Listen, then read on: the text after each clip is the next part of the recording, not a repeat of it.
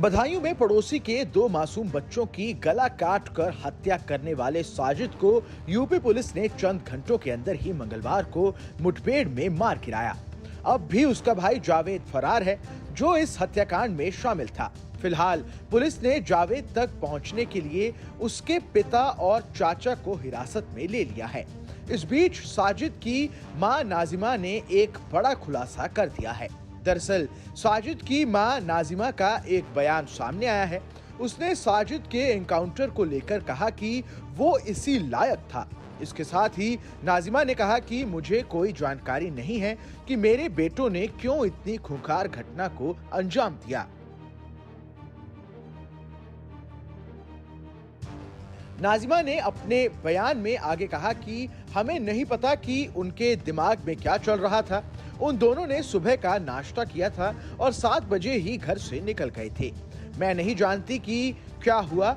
घर में भी कोई टेंशन नहीं थी, सब कुछ सही चल रहा था। नाजिमा ने कहा कि दोनों भाई लंबे समय से बाबा कॉलोनी इलाके में दुकान चला रहे थे, जहां पीड़ित परिवार रहता था। उन्होंने कहा कि मेरे बेटों की किसी से दुश्मनी भी नहीं थी। हम अगर आसपास से कुछ खरीदते थे तो वो हमारे घर तक डिलीवरी कर जाते थे। नाजिमा ने यह भी कहा कि पीड़ित परिवार के दर्द को समझ सकती हूँ। साजिद का वही अंजाम हुआ जिसके वो लायक था। साजिद और जावेद की मां ने यह भी बताया कि यदि उन दोनों ने ऐसा नहीं किया होता तो ये अंजाम भी नहीं होता। उसके साथ जो भी हुआ सही हुआ। यदि आप अपराध करेंगे तो भुगतान ही होगा। साजिद और जावेद की मां ने एक खुलासा करते हुए बताया कि उनकी बहू यानी साजिद की पत्नी प्रेग्नेंट नहीं थी, जिसके नाम पर वो उधार पैसे मांगने पहुंचा था। उन्होंने बताया कि साजिद के 2 बच्चे थे, लेकिन दोनों मर चुके थे।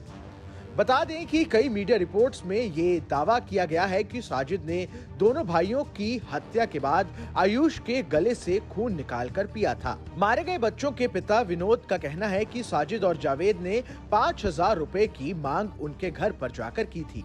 साजिद का कहना था कि उनकी पत्नी प्रेग्नेंट है और 5,000 रुपए उधार की जरूरत है। इस पर उन्होंने पत्नी से पैसे देने को कहा था और उसने दे भी दिए थे। फिर भी उन लोगों ने इस घटना को क्यों अंजाम दिया, ये समझ से परे है। विनोद ने कहा कि हमें खुशी है कि साजिद को उसके कर्मों की सजा मिल गई है। जावेद को भी सजा मिलनी चाहिए, लेकिन उसके एनकाउंटर की बजाय उसे पकड़ा जाए। यदि वो भी एनकाउंटर में मारा गया तो फिर कैसे खुलासा हो सकेगा कि उनका क्या मकसद था। इस खबर में बस इतना ही। ये खबर आपको कैसी लगी हमें कमेंट कर जरूर बताएं। देश दुनिया की तमाम बड़ी खबरों के लिए देखते रहें न्यूज़ नेशन का डिजिटल प्लेटफॉर्म।